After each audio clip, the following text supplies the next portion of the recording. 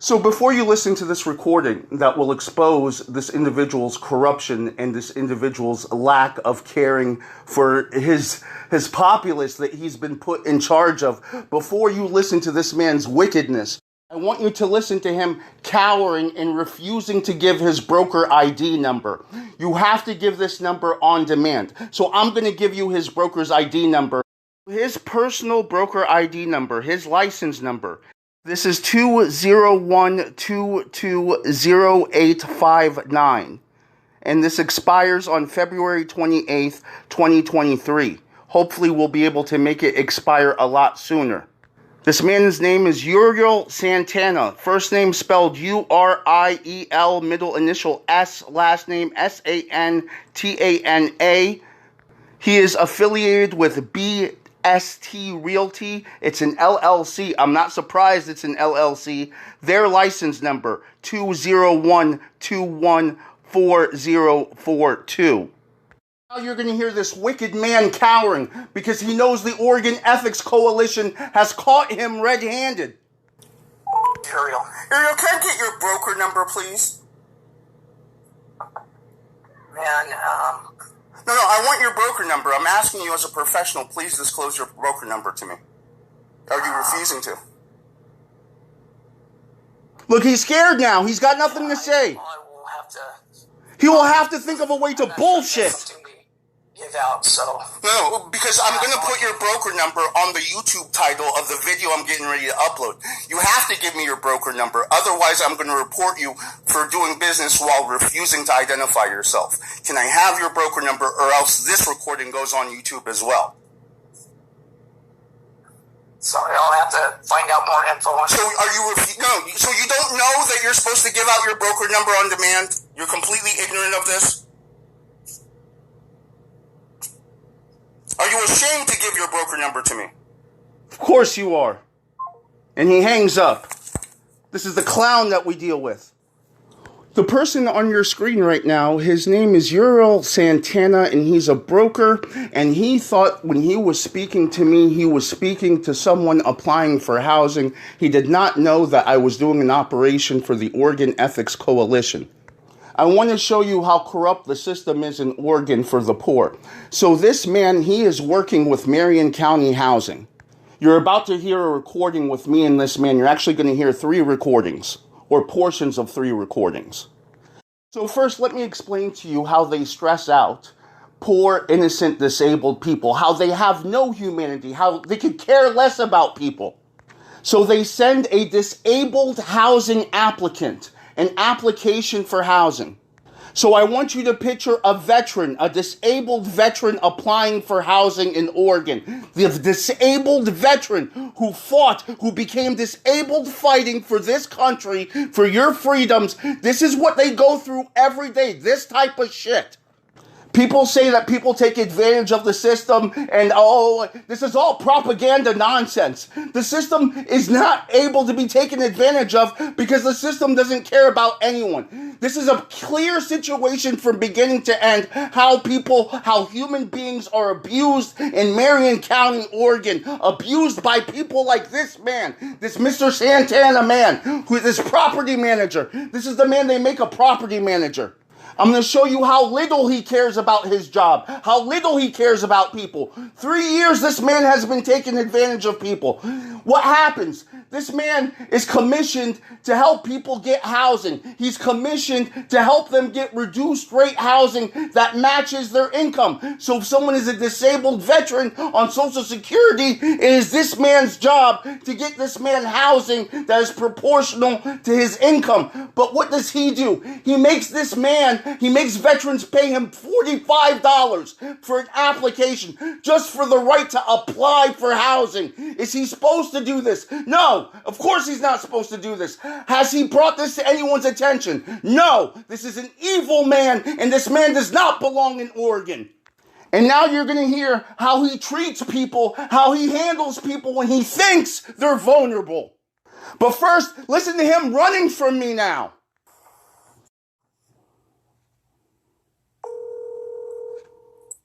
Hello, this is Uriel. Hi, Mr. Santana. Why did you hang up on me? Hey, you're getting really out of hand.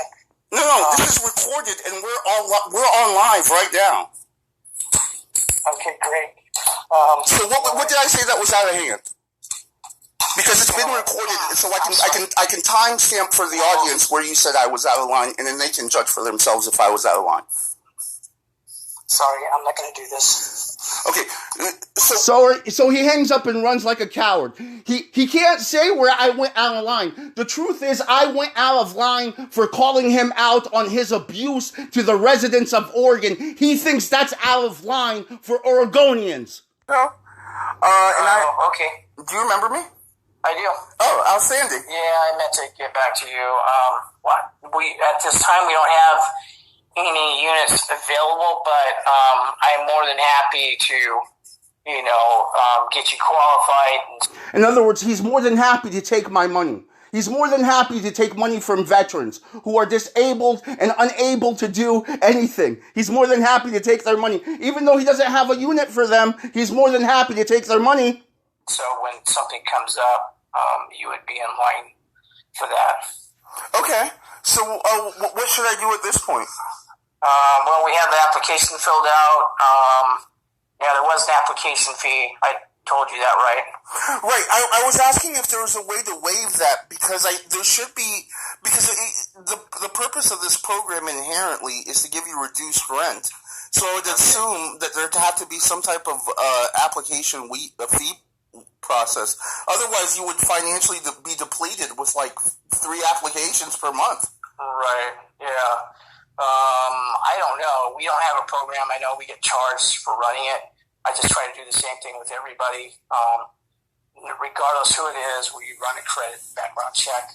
Oh, he's so wonderful. Isn't he benevolent? He takes advantage of everyone, regardless of who it is. Right. So I'm trying to be consistent with that. But that's what he wants to be consistent with. I mean, we provide housing. Who do you report to? Because I'd like to speak to the people that who you are the liaison with. Because obviously there's a misconnect. Because it would make sense that there would have to be a reduction in fees for this, right? All I know is on our end, yeah. You could talk to Matt. All he knows. Maybe they'll pay the application fee. And okay, so who in Marion County Housing is your liaison? Can I have your point of reference? My point would be Marion County Housing. Do you have a direct number or a name?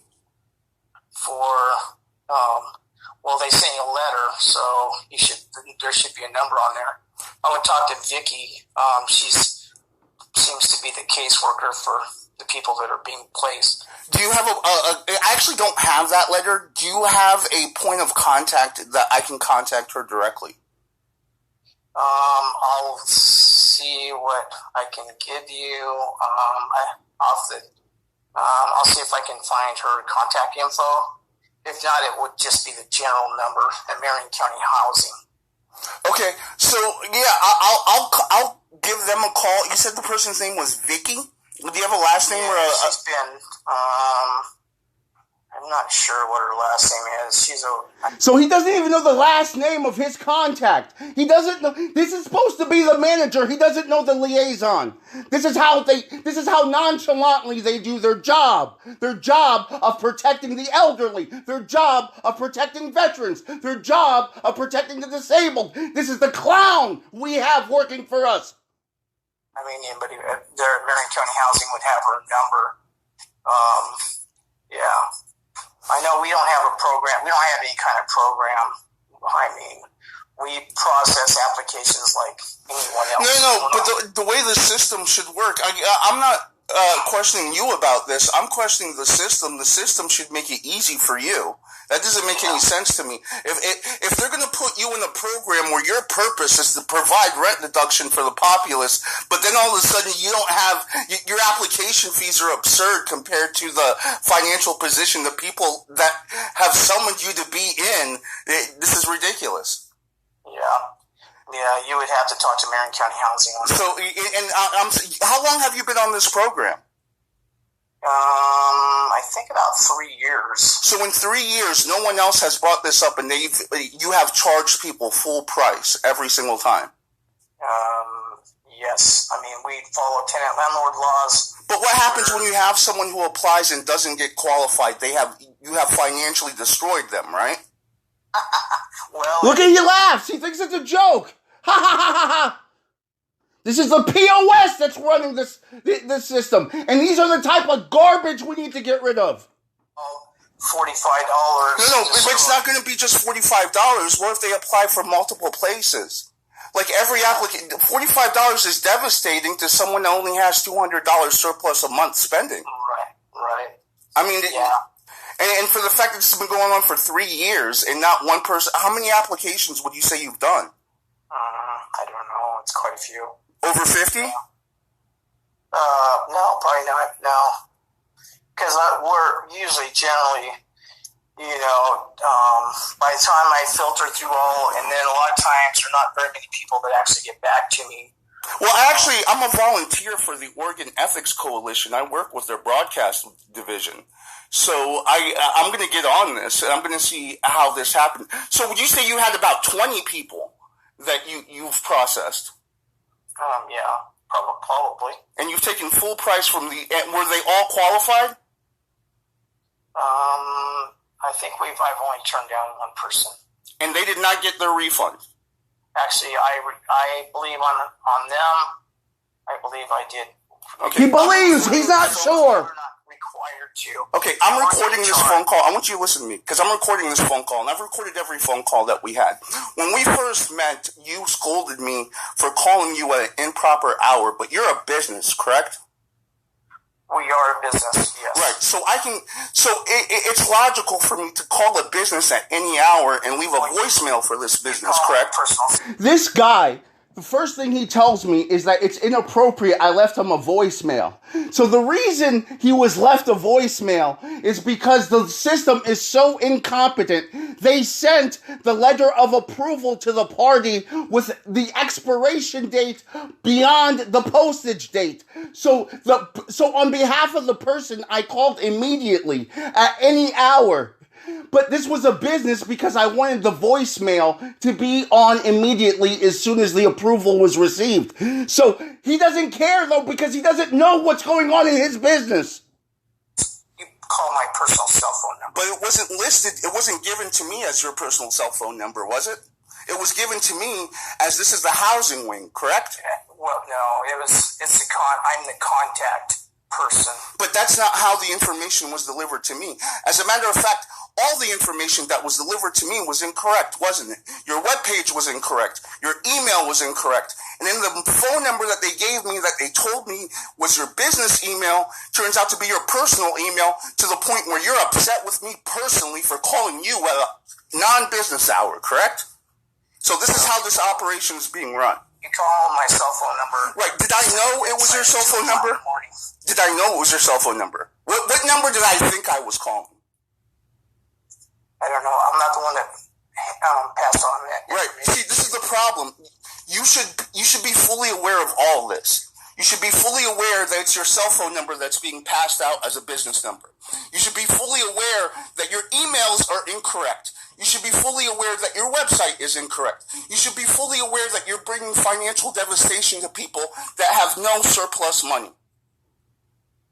Okay. Well, yeah, I'm going to take this phone call, and I'm going to air it on the Oregon Ethics channel on YouTube. Are you okay with that? Because I want to bring change. Well, that's up to you what you do. So what are you going to do to help? Yeah, it's up to me. It's up to me to expose you. To remedy the situation and help the people. Well, I can follow up with Marion County. What are you going to do about them correcting your phone number so you don't scold people for calling you personally at a non-professional time? Well, all they have to do is put... It's what you have to do. You are a part of this. Wouldn't call me at 2 o'clock in the morning. You don't know what common sense is because you don't know what person's schedule. You don't know what common sense is for them. What if common sense for them is something completely different because they help people during the day and they have to work weird hours? You don't know anything. All you know is you got a voicemail at an hour that's not savory for you, but you don't know how that phone number was given to the populace. And you haven't taken the time to find out. So I'm asking you, as a manager of this operation, you should be professional enough to know these things.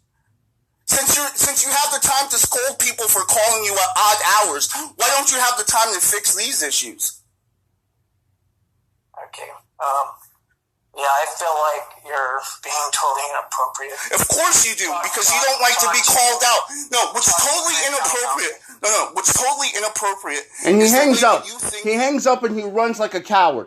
It's funny, these people in their white privilege, how immediately they feel you're being totally inappropriate. You expose their wickedness, when you expose their abuse, when you expose their incompetency. This man should not manage anything in Oregon.